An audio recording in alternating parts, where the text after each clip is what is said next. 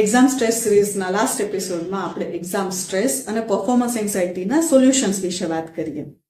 તો એક્ઝામના આગલા દિવસોમાં અભ્યાસની સાથે સાથે પૂરતો ખોરાક અને ઊંઘ પણ એટલા જ મહત્વના છે. માટે રોજની 6 થી 8 કલાકની ઊંઘ અને પૂરતો બેલેન્સ ડાયટ લેવો ખૂબ જ જરૂરી છે.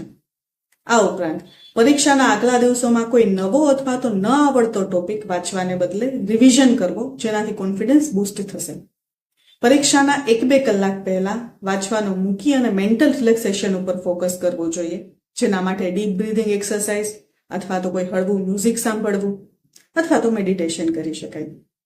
પરીક્ષા સ્થળ પર પહોંચ્યા પછી વાંચવાનું અથવા તો કોઈ ટોપિક ડિસ્કસ કરવાનું ટાળવું જોઈએ, જેનાથી એન્ઝાઇટી ઓછી થશે. અને છેલ્લે બધા જ પેપર ખતમ ન થઈ જાય ત્યાં સુધી પેપર સોલ્વ કરવાનું ટાળવું જોઈએ, કેમ કે કોઈ એક ખોટો જવાબ જેની ખરાબ અસર આગળના બધા પેપર ઉપર થઈ શકે છે.